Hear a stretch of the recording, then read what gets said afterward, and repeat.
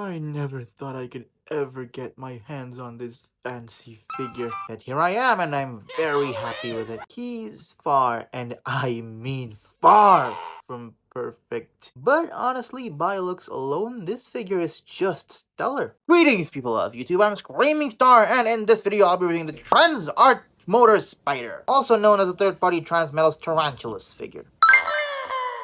For those who are unaware, this company, TransArt, is a third-party company that specializes in making masterpiece scale figures of characters from specifically transmetals for some reason. And this figure is no exception. I already have a somewhat soft spot for this character, mostly because I own his legacy figure. Still haven't seen Beast Wars. But wait, who even is this guy? Tarantulas is the resident mad scientist of the Beast Wars series. Maniacal, treacherous, all the qualities that make up an evil Predacon. In the second season, he gets an upgraded form that looks... that's a nice design. So nice to the point where I really wanted this figure more than other TransArt figures. Long story short, I finally got the chance to grab it, and after opening him up from this beautiful box, ooh, that's a nice robot right there. As a fan of this design, I was instantly taken back by how gorgeous he looks. But I won't get ahead of myself. And first of all, let's take a look at his... accessories. Before I forget, QR code instructions again, my motion again, yippee. And now that that's out of the way, you get his buzzsaw, 3 arachnoids, and 3 ticking time bombs. You also get a card, looks nice, and on the back there are stats. Getting this out of the way and bringing in this buzzsaw, this looks great. A weapon so cool that I'm pretty sure it was referenced in the legacy figure. But unlike that poor excuse for a pizza cutter, wait, no, this is the pizza cutter, this one can actually spin. Lovely. Peg it into his hands using this tiny but structurally strong peg. Love how that looks. Or if you don't like that, just peg it on his back. I wish that was all he came with, but no. You get these useless pieces of shit. Actually, I'm sure they were pretty useful in the show, but fuck it. These arachnoids are a nice addition for Beast Wars fans. They're basically his drones or something. I don't care that much about it, to be honest. All of them do have leg pose ability. Neat, but ultimately pointless. Got one with a port, one with 2 ports, and one that looks like it can throw out some garbage. Yes, please! Speaking of garbage, if you saw my shorts video, you'll know that one of these things got bent. Again, I highly advise you to be extremely careful with them. Not like they add much to the play value anyway. Whee! I'm sure all Beast Wars fans are salivating right now. Jokes aside, I think these are nice inclusions, but not ones that I'll display the figure with. Already, this figure delivers a hit and a miss with the accessories. Now this robot mode, at least in terms of visual appeal, is an absolute heavy hitter. I mean, just look at it. It's practically the CGI model come to life. No matter where you look at it from, this figure just looks stunning. The head sculpt is filled with personality, despite having no discernible face features at all. Just goes to show how excellent this design is, and how excellent the TransArt team is at replicating this design. Seriously man, there's barely any part here that looks bad. Even the sizable backpack doesn't bother me. And these spider legs just add a touch of flair to this excellently sculpted figure. I guess if I have to complain, I think the shoulders are a little too far apart, but it only bothers me if I focus on it, which I won't, but I will focus on how masochistically sharp he is. The spider legs, these calf spikes, the beautiful die-cast metal toes. Yeah, they're sharp. Not a bad thing, just please be careful when you're handling it. The paint is also very well done. The color palette is vibrant, and I gotta love the healthy slathering of gold paint. I fear that these may chip easily, so again, I recommend being very careful with it. I also would praise him for his solidity, but unfortunately, these torso tabs do not like to stay put. Even when they're aligned properly, they just pop off like nobody's business. Not a deal breaker though, just don't go too ham on this figure. Which I'm sure you won't, because if you do... But how can you resist that when this figure has so much posability? As expected from a third-party masterpiece figure, this guy has some great posability. Ball joint at the head and a hinge joint at the neck due to the transformation. Shoulders can move forward and back. Be careful not to detach this armpit section because it is a pain to get back in. Outward shoulder movements seem to be blocked, but if you use this hinge piece here, you can move it out even more, so that's really clever. Bicep swivel, double jointed elbows due to the transformation. Forearm swivel, again due to the transformation. This is really sharp, by the way. Wrist swivel, wrists can hinge up and down. Individual finger articulation, really nice. Waist swivel, can kick forward that far, but they're a bit loose due to the die cast and of course, when I say they're loose, they're not coming down. But yeah, be careful with his die-cast metal feet. His legs tend to droop down a bit. He can do the splits, knee swivel, knee bend, ankle swivel, though I don't think that's intentional. Ankles can move down about that far, up all the way to the transformation, some decent pivot, and finally for the backpack, each of them have a hinge joint here, hinge joint here, hinge joint here, really tight hinge joint here. Oh, and of course the swivel. The way the legs can come apart really easily, so be careful with that. This one even lost a gap filler piece due to it falling off.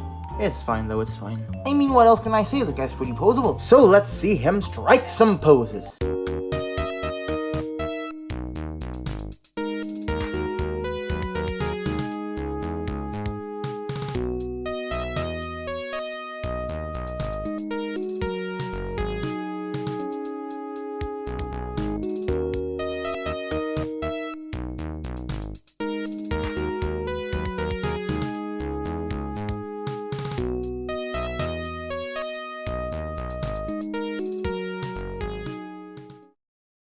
So far, he's great. I mean, it's basically all I'd wanted from this figure and then some. But before we get into the shit show, let's do some harmless size comparisons. Here's Tarantulas next to Kingdom Dinobot, Legacy Inferno, Legacy Transmetals 2 Megatron, though they're definitely not in scale, they still look really cool together. Comparing him to a regular 6-inch scale figure, we have the Marvel Legends Mr. Knight, and finally, the Transformers Legacy Deluxe Class Tarantulas. And I would really like to see a chug interpretation of this design, please, Hasbro Takara. Alright, so the robot mode was great, and the eventual alt mode will also be great. But man, that transformation, let us witness the pain.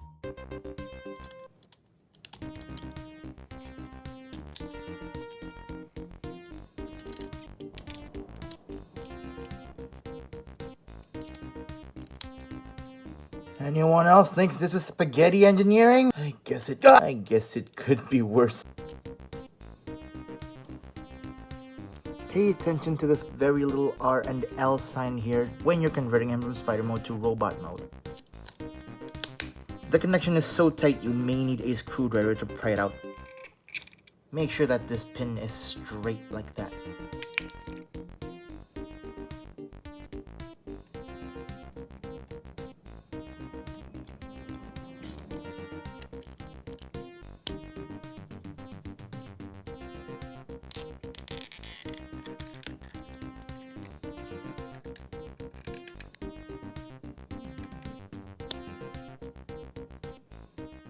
That was a transformation that I did not enjoy. Minimum clearance, spaghetti torso, and not to forget, I find that if you leave him standing throughout most of it, it gets easier, but still not a fun time. And let me tell you, the transformation from spider to robot is even worse. But hey ho, we have a spider mode in our hands and kill it with fire! I'm just kidding. I mean, why would I set it on fire when it's just so beautiful? Just like my previous review, barely any new detail is shown here in the beast mode, but the robot mode details in themselves are already so amazing that I don't really care. Hey, at least we got a new head sculpt this time. Looks pretty neat and features a show accurate opening mouth. Okay, it's a cool feature, but it's pretty funny. I gotta give a special mention to this huge golden abdomen. This looks stellar. Apart from that, it's mostly just the robot mode but crumpled. Articulation wise, he's got an opening mouth like I mentioned earlier. These fangs can hinge up and down, and the legs have the same amount that I covered in the robot mode, allowing you to get him in some cool walking poses. Now before I leave, let me show you the weapon storage. Wait a minute, this ain't weapon storage.